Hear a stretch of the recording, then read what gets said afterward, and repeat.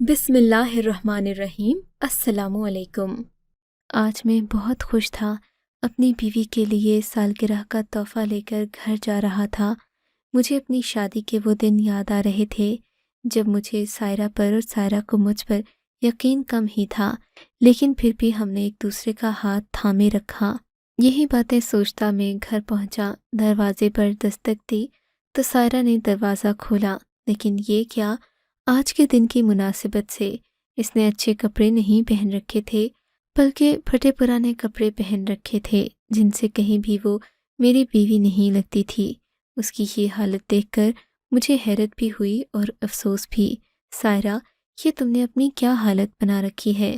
تم تو اس قدر بنی سنوری رہتی ہو، پھر آج تو تمہاری سالگرہ ہے، میں ہمارے لیے کیک بھی لایا ہوں، جلدی سے تیار ہو جاؤ۔ میں یہ کہتا اندر کمرے کی طرف بڑھ گیا، لیکن میری نظر ہماری کام والی فرح پر پڑی تو حیرت سے اسے دیکھنے لگا۔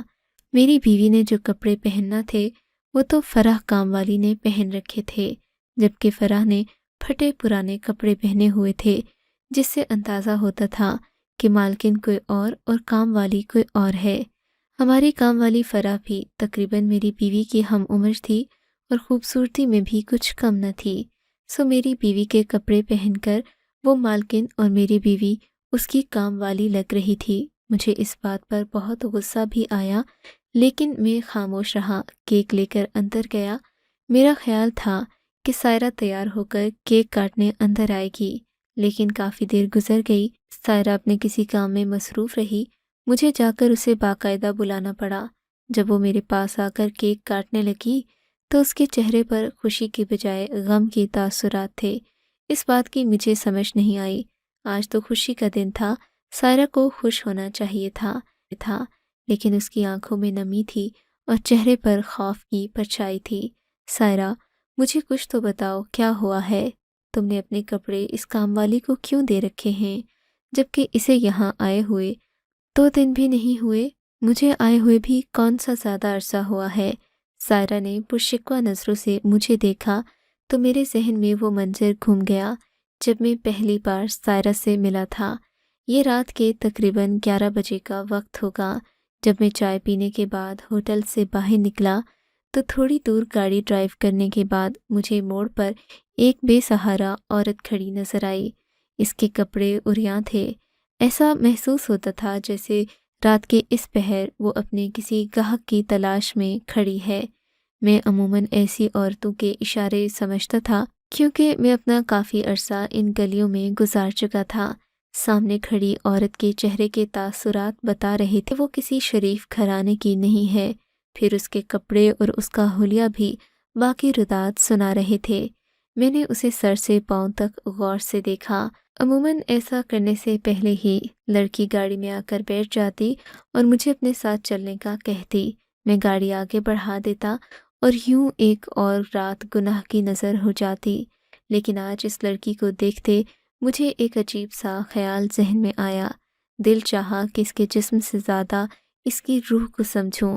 اس کی گہری آنکھوں میں دکھ کے کئی سمندر تھے۔ میں نے اسے گاڑی میں بیٹھنے کو کہا۔ وہ فرنٹ سیٹ پر میرے ساتھ بیٹھی۔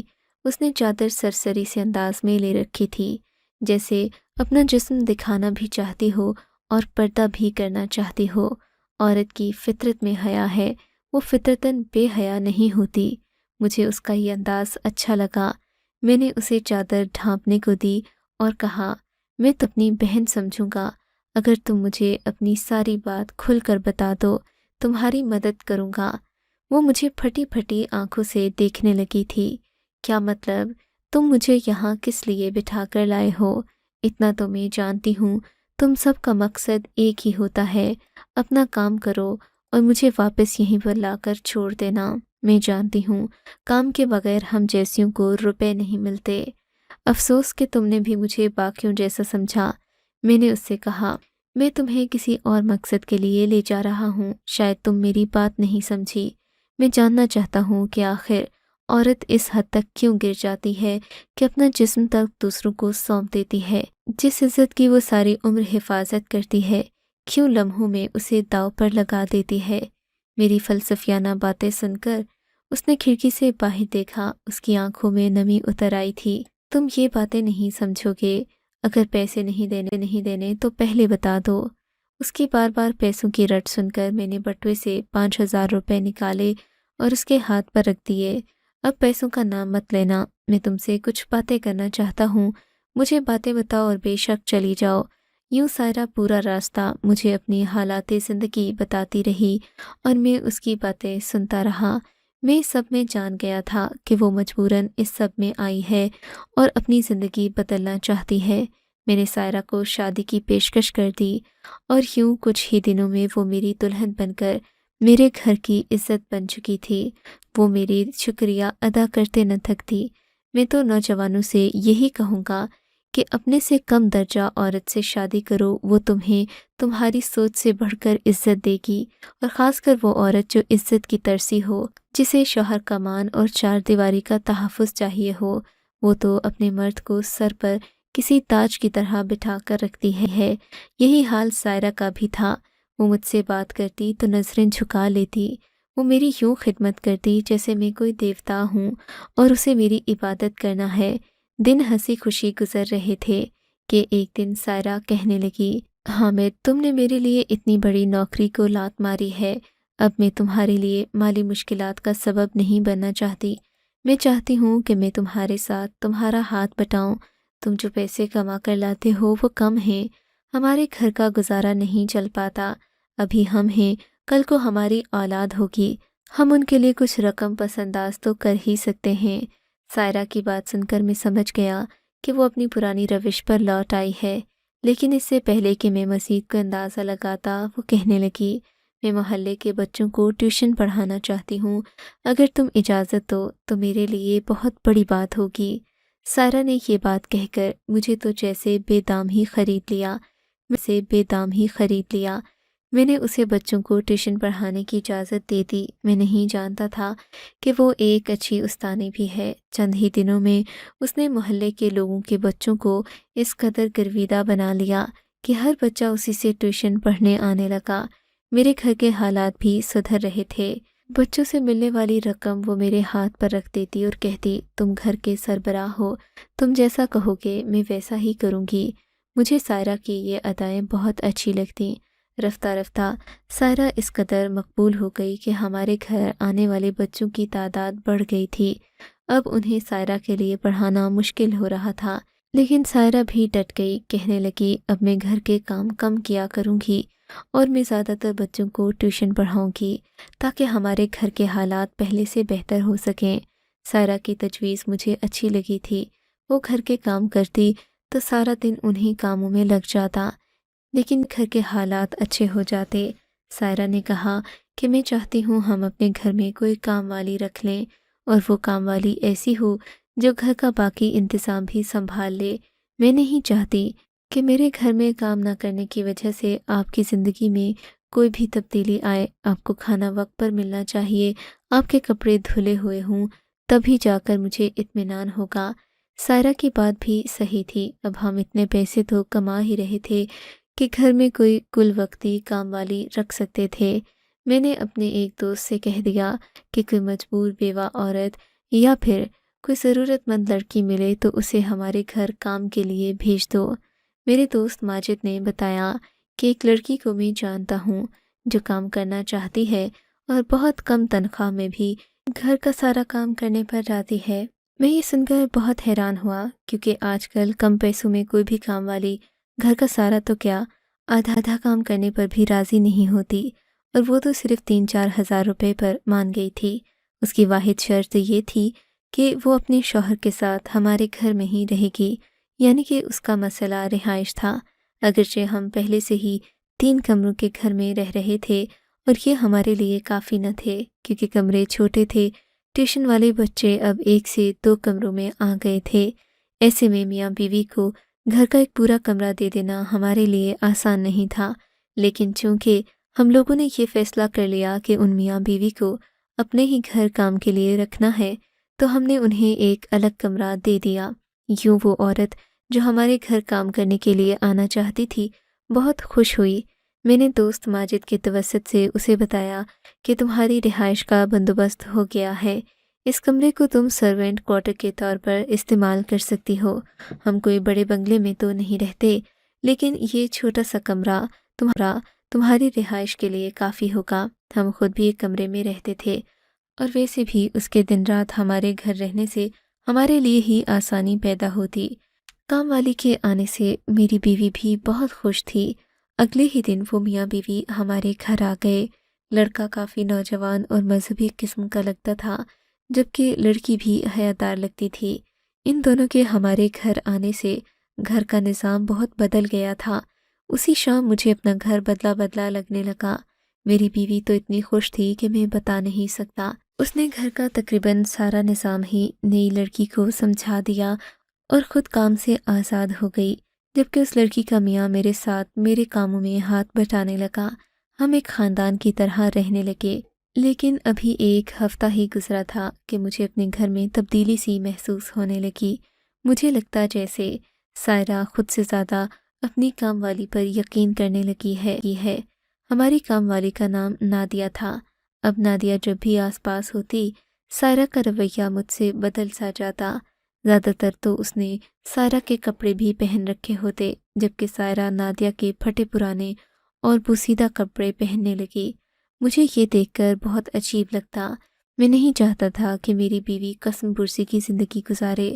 وہ اتنی اچھی رقم کما رہی تھی، پھر میں بھی گھر کا خرچہ چلا رہا تھا، ایسے میں اس کا پرانے کپڑے پہننے کا جواز نہیں بنتا تھا۔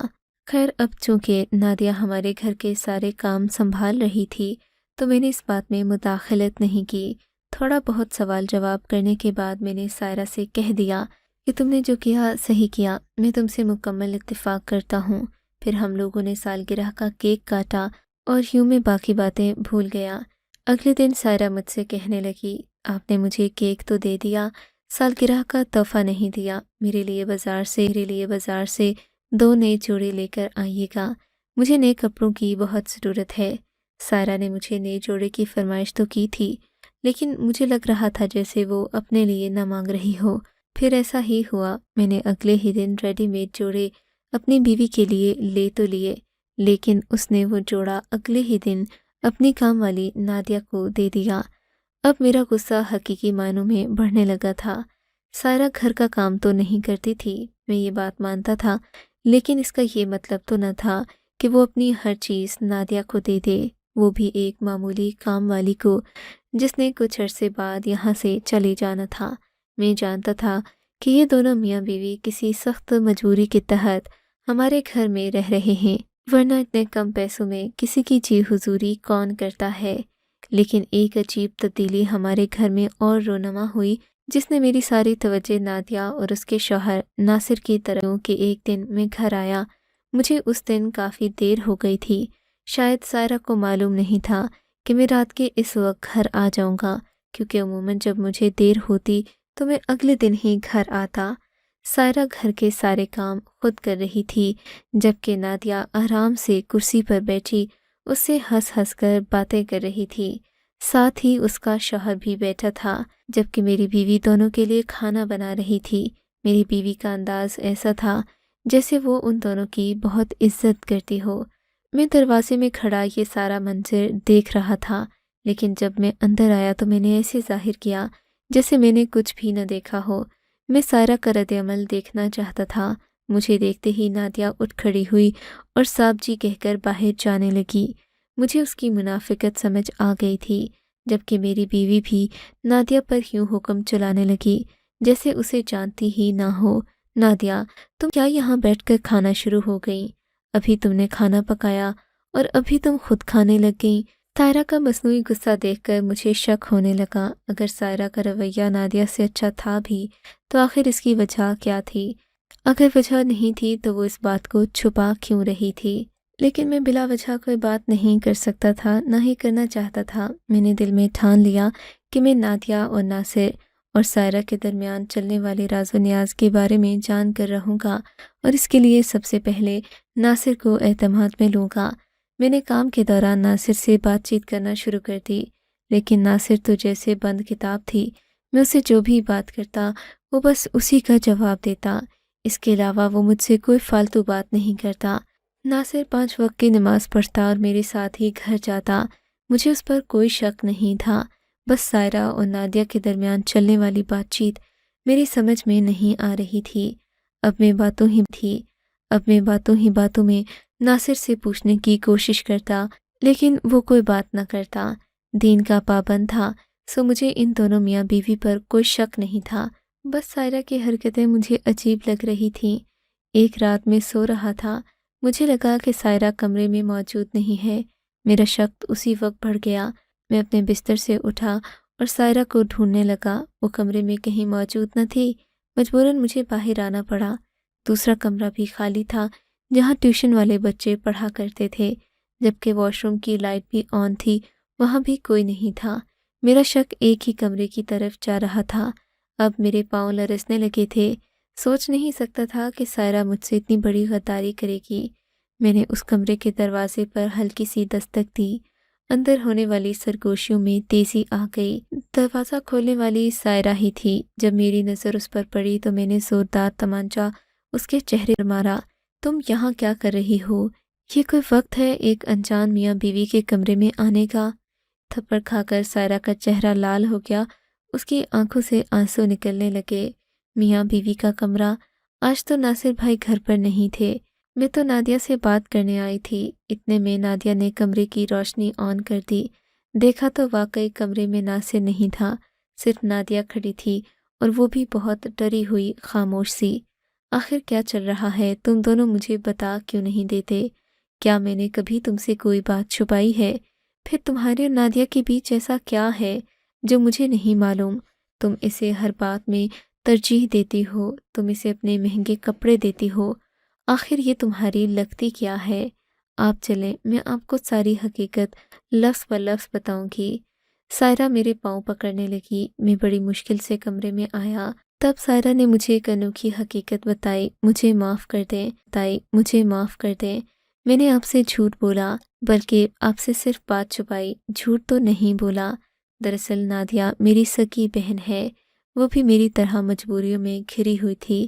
ایک ایسے ہی راستے پر چل نکلی تھی جس راستے پر میں چل پڑی تھی، اور آپ نے مجھے اس راستے سے نکالا تھا۔ ہم دونوں اپنے ماں باپ کے ہاتھوں مجبور تھے۔ نادیہ کو بھی آپ ہی کی طرح کسی مسیحا نے بچا تو لیا، مگر ان کے پاس رہنے کی کوئی جگہ نہ تھی۔ مجبوراً انہوں نے لوگوں کے گھر کام کرنے کا فیصلہ کیا، اور پھر دونوں میاں بیوی ایک ساتھ رہنے کے لیے ہمارے گھر آ گئے۔ یہ تو قسمت نے نادیہ کو مجھ سے ملوا دیا، مگر شاید ہم کبھی نہ ملتے۔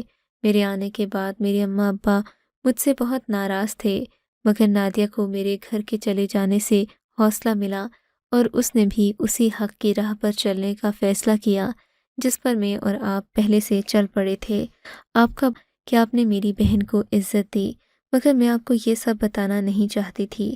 میں نہیں چاہتی تھی کہ آپ میری بہن کو میرے جیسا سمجھ کر اسے اس گھر سے نکال دیں اور مجھ پر بھی شک کریں۔ میں جانتی ہوں ہم جیسوں سے جڑا ہر رشتہ گالی ہوتا ہے، اس لیے میں نے آپ سے یہ بات چھپا کر رکھی۔ اپنی بیوی کے منہ سے یہ بات سن کر میری بھی آنکھیں نم ہو گئیں کہ میں نے نادیہ کو اور اس کے رشتے کو غلط سمجھا، جبکہ وہ بہنوں جیسی تھیں اور ایک ایسی راہ کی مسافر تھیں جس پر چلتے ہوئے کسی بھی انسان کو فخر۔ آپ کو اگر یہ کہانی اچھی لگی ہے تو اس ویڈیو کو لائک کیجیے، اور اس طرح کی مزید کہانیاں سننے کے لیے ہمارے چینل کو ضرور سبسکرائب کیجیے۔ کہانی سننے کا شکریہ۔ آپ سے ملاقات ہوگی اگلی ویڈیو میں، تب تک کے لیے اللہ حافظ۔